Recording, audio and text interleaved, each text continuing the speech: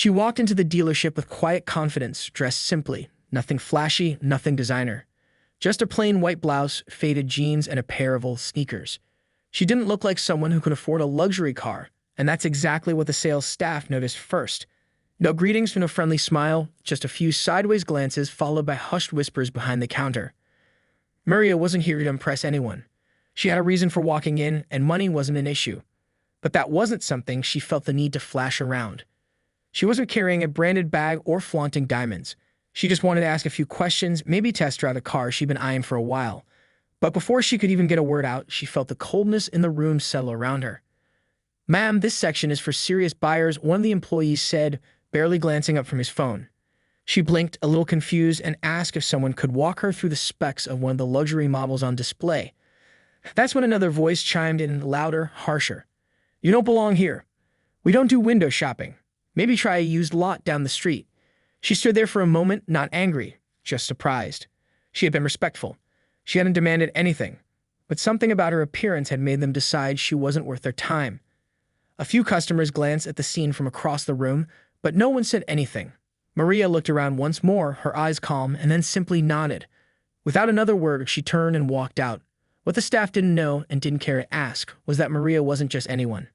And the car she was asking about, she could have paid for it in cash without blinking, but that wasn't her style. She always believed people should be treated with kindness, no matter how they looked or what they wore. She never liked making a scene or proving a point.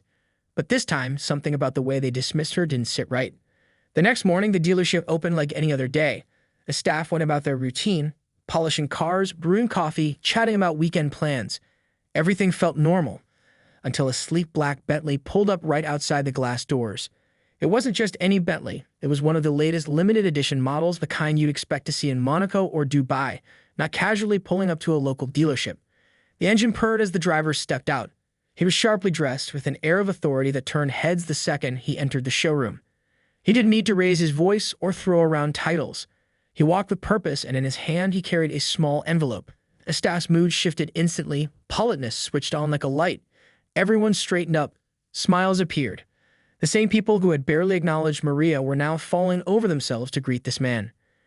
"Can we help you, sir?" One asked, already assuming he was here to make a big purchase. But he wasn't there to buy a car.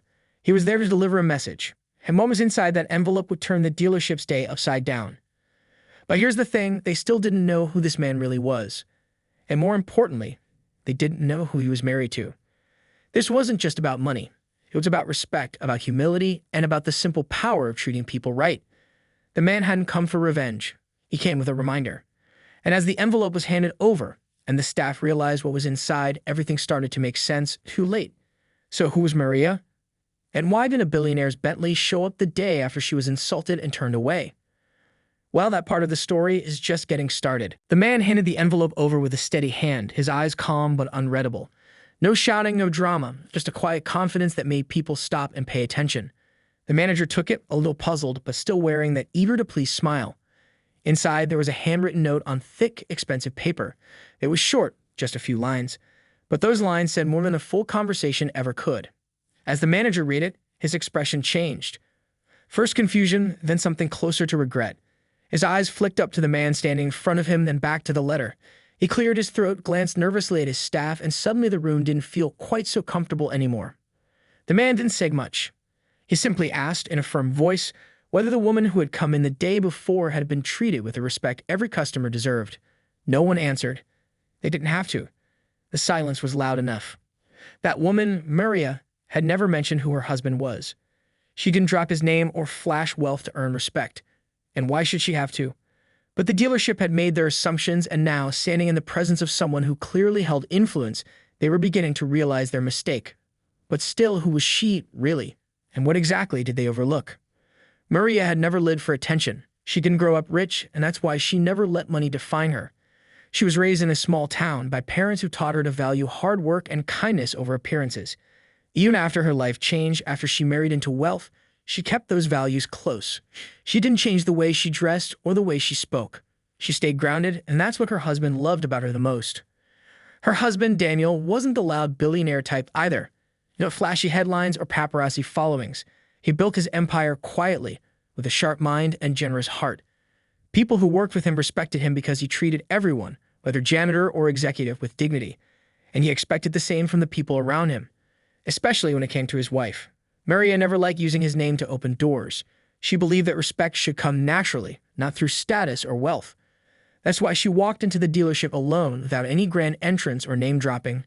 She wanted to see how people treated someone they thought had nothing to offer. What she got instead was a reminder of how quickly people judge based on looks and assumptions. That night, when she told Daniel what had happened, she didn't do it to get revenge. In fact, she tried to laugh it off, but he saw something in her eyes, something that said it had hurt more than she wanted to admit. Not because she was embarrassed, but because it reminded her how many people probably go through that same treatment every day without anyone to stand up for them. So the next morning, Daniel decided to make a quiet point. No headlines, no lawsuits, just a car, a Bentley that spoke without saying a word, and a letter that would leave an impression far deeper than any argument ever could. Meanwhile, back at the dealership, whispers began to spread among the staff. Who was this man? What was in the note? Why did he come in so early, without an appointment, driving a car they only ever saw in magazines? And most of all, who exactly was that woman they turned away yesterday? They were starting to put the pieces together, but they didn't know the whole story yet. They didn't know how connected Daniel was. They didn't know how many people he helped behind the scenes or how much influence he held in the business world. And they certainly didn't know that he owned more than just a fleet of luxury cars. He had ties to some of the very manufacturers they worked with. But Daniel didn't mention any of that. He didn't need to. The Bentley and the envelope were enough. As he turned to leave, one of the younger employees finally spoke up. "Sir, was she your wife?" Daniel paused for a moment, then looked back with a calm smile. "She's the reason I'm here." And with that, he walked out, leaving behind a room full of people who were only now realizing the weight of their actions. But this story, it's far from over, because the real twist, what happens next, has yet to unfold. After Daniel left, the atmosphere in the dealership shifted. Conversations grew quieter. People moved slower, more cautious. The manager stood behind his desk, staring at the letter like it might rewrite itself. He didn't say anything, but his face said plenty. He knew they'd messed up. Still, no one wanted to be the first to admit it. Across the room, Marcus, one of the junior sales reps, leaned against a counter, processing everything. He had been there the day Maria walked in. He hadn't spoken to her directly, but he watched the others turn her away.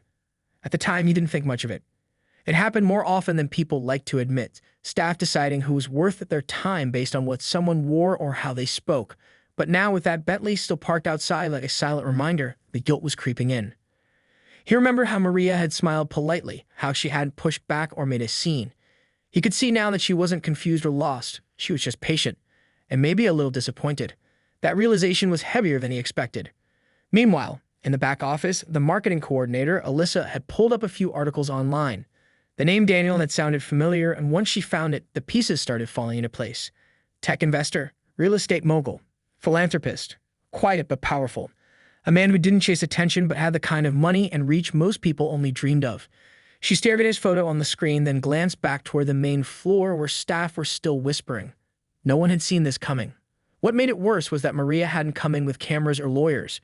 She hadn't posted about it online. She didn't need to ruin reputations, she just walked away. That was the part that stayed with people.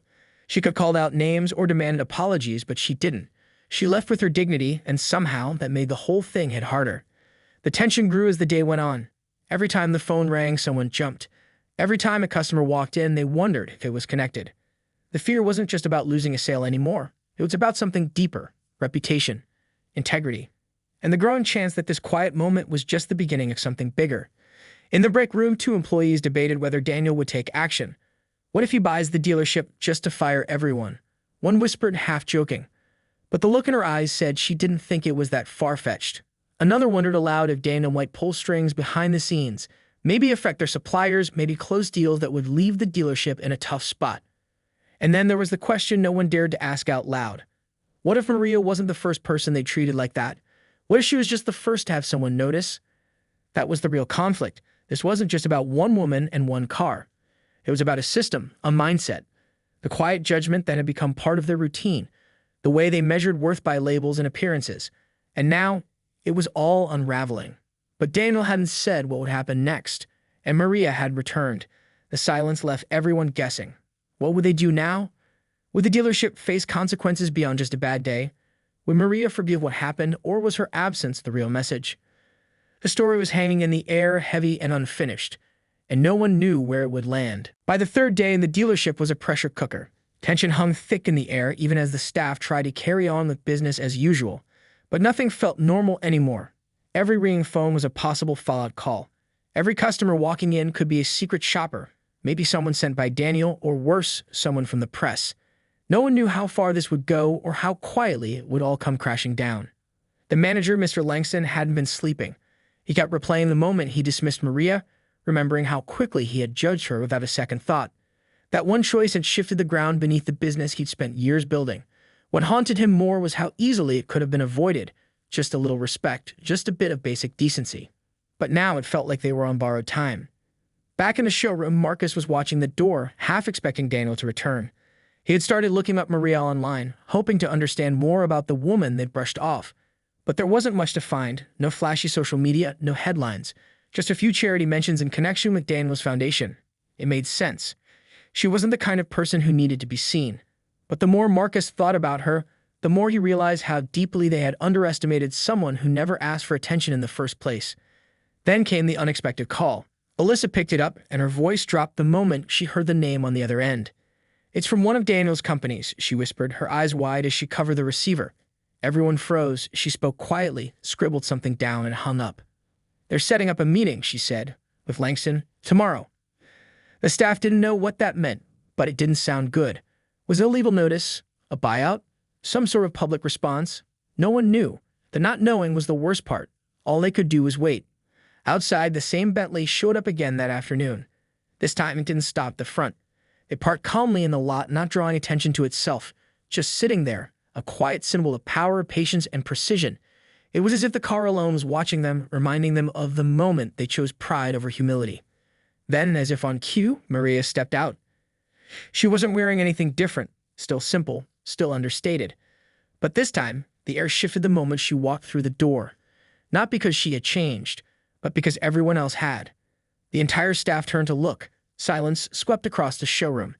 Maria didn't speak at first. She just walked slowly, gracefully, making her way to the same counter where she had been dismissed only days before. Langston stepped out from his office, his face pale but composed. He opened his mouth to speak, but nothing came out at first. Everyone was watching, waiting for something, an apology, a confrontation, a fallout. But Maria only looked at him, calm, quiet. The next words would shape everything. And in that moment, you could feel it. The weight, the reckoning, the climax just inches away. Maria stood there, facing Langston, the same man who had barely looked at her just days ago. But this time, it wasn't about the way she dressed or how she carried herself. Something about her presence had shifted. Not louder, not colder, just clearer. As if the room itself was holding its breath, waiting for what came next. Langston finally spoke. "Mrs. Carter, I owe you an apology."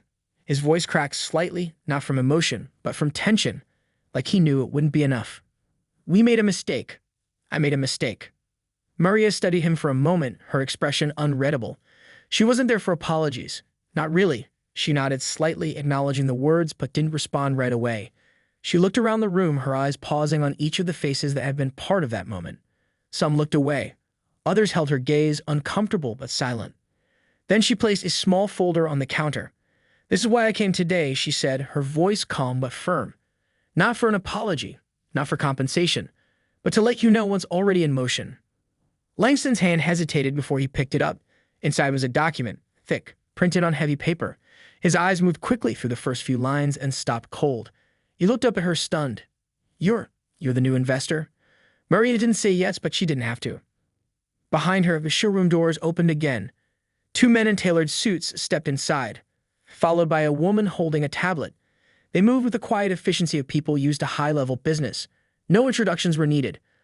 Alyssa recognized one of them from an industry article. He was known for restructuring failing dealerships, and not gently. Langston's face lost what little color it had left. I wasn't told anything about a change in ownership," he said quickly, flipping through the rest of the packet. But the paperwork was clear. A controlling share had just been bought out. And the signature at the bottom? Maria Carter. Marcus took a slow step back, eyes wide. "Wait, she bought the dealership." Alyssa whispered under her breath, "No, she owns it now." The room buzzed with low murmurs. No one could believe it. The same woman they'd ignored was now in charge of their futures. But Maria didn't gloat. She didn't raise her voice or call anyone out. She simply looked at them, waiting for the noise to settle. "I didn't do this to punish anyone," she said, "but I want this place to change. Not just the way you treat customers, but the way you think about people. You judge me and probably many others based on nothing more than appearance. That's a culture issue, not just a bad day." Langston tried to speak again, but Maria raised her hand slightly, not to silence him, but to keep the focus where it needed to be. "The truth is," she continued, "I was already in talks with your parent company before I walked through those doors. Not because I needed a car, but because I was looking for a place to invest somewhere with potential. This dealership was on the list. I came in anonymously, hoping I'd be treated like anyone else. What I saw confirmed how much work needs to be done." Just then, one of the suited men stepped forward, handing out folders to a few staff members, including Langston. Inside were notices. Some were reassignments, others were review meetings. No one had been fired yet, but the message was clear. Change was coming. And just when everyone thought the day couldn't take another turn, Maria dropped one more line. "Oh, and one more thing," she said, almost as an afterthought. "Daniel didn't send the Bentley." The room froze again. Langston blinked. "What?" Maria smiled faintly. "He was out of town that morning. That car? That was mine." The silence that followed was deeper than any before. Maria had never needed Daniel's money or name to make a statement. She built her own success quietly on her own terms. And while the dealership staff had assumed she was nobody, she had been holding more power than they ever imagined. She turned to leave, her footsteps soft but final. As she reached the door, she looked back once. "You've got good cars here," she said. "Now let's see if you can match them with better service." And with that, she walked out, leaving behind a team of people stunned, shaken, and suddenly unsure of what tomorrow would bring. The story wasn't over. It had only reached the tipping point, and what came next would change everything. Over the next week, the dealership transformed into a different place. It didn't happen overnight, but the shift was visible. The staff walked straighter, spoke softer, listened more. New training sessions began. Customer experience workshops were scheduled. The sleek showroom, once filled with quiet judgment and ego, now echoed with the sound of real conversations. Maria stayed out of sight but not out of mind. She didn't hover or micromanage. She let the systems do the talking, monthly review boards, anonymous feedback tools, and direct lines of communication that skipped layers of management. Every decision she made pushed the team to think bigger, to see people, not price tags. Langston was demoted, not fired. Maria believed in growth over revenge. She offered him a position in operations away from the front desk, where he could relearn what service truly meant. It was a gesture of grace, one he hadn't expected, but accepted with a quiet nod. The staff, too, found themselves adjusting. Marcus, the junior rep, stepped up. He volunteered for the customer outreach program Maria introduced, personally calling clients who had bad past experiences.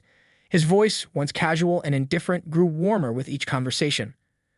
Alyssa moved into a leadership role in public relations, helping repair the dealership's image, this time through honest stories, not flashy ads. The changes brought in new attention. Local media began picking up on the turnaround. Articles appeared with titles like Asterisk, How One Dealership Was Rebuilt by Respect Asterisk and Asterisk from Dismissed to CEO. A woman's quiet power move. Asterisk people came in not just for the cars anymore, but to meet the team, to see the place where something unexpected had happened. But just when everything seemed to be settling into place, another luxury car rolled into the lot. It wasn't a Bentley this time. It was a deep gray Maybach, windows tinted, engine so quiet you barely heard it pull in.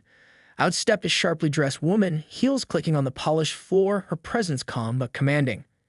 She walked straight to the front counter, no hesitation. "I'm here to speak with Mrs. Carter," she said.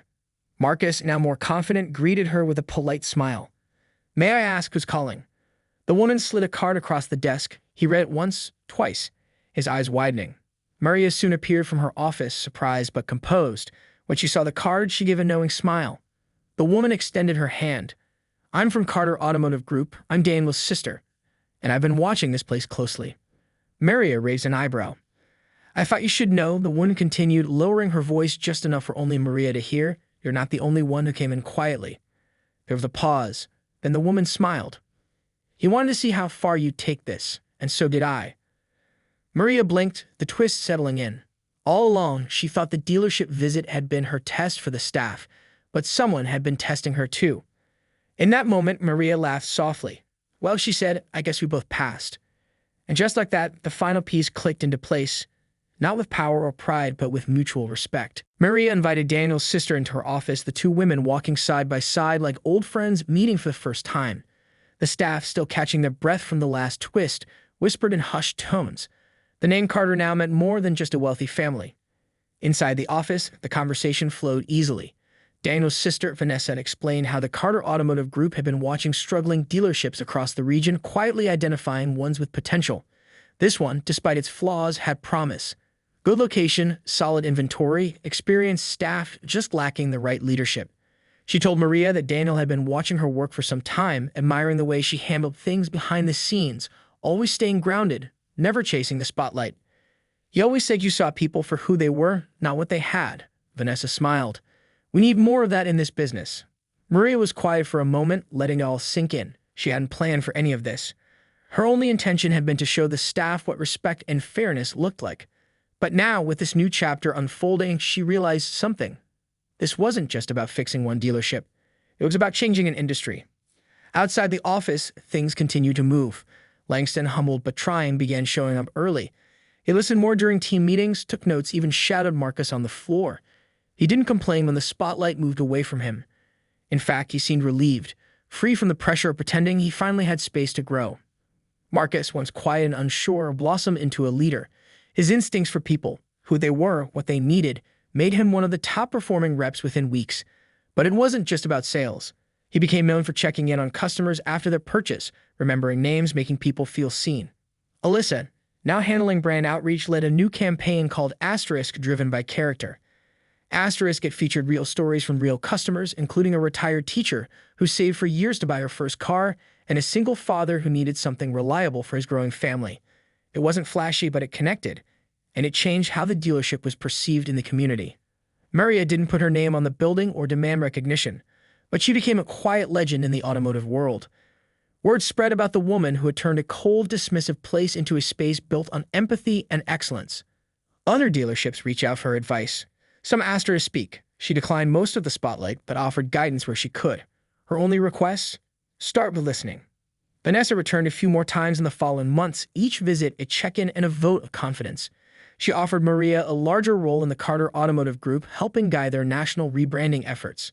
After some thought, Maria accepted on one condition: that she would keep her role at the dealership she turned around, not as a figurehead, but as someone still present, still walking the floor, still leading by example. The Bentley never returned to the dealership lot again. Maria started driving a simple electric sedan from the showroom, something affordable and smart. It raised eyebrows at first, but people soon understood. Her worth was never in the car she drove. It was in the way she treated people. The staff, old and new, found themselves part of something bigger than just selling vehicles. They were building trust. Every customer became a chance to do better. Mistakes still happen, like in any business, but now they were owned, addressed, and learned from. One rainy afternoon, months later, a woman walked in wearing a worn coat and sneakers. She looked nervous, unsure if she was in the right place. But instead of being brushed off, Marcus greeted her with a warm smile. "Welcome," he said. "What brings you in today?"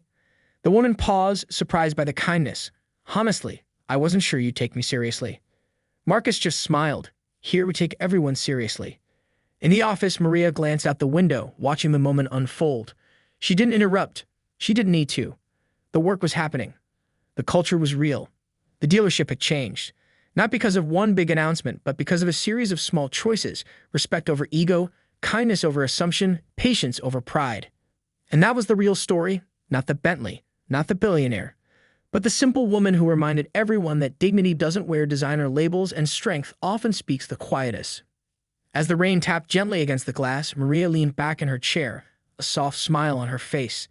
The roads ahead were long and there was still much to do. But for now, this chapter had closed with something rare and unforgettable. A story not just driven by wealth or revenge, but by heart. And that was the journey worth telling.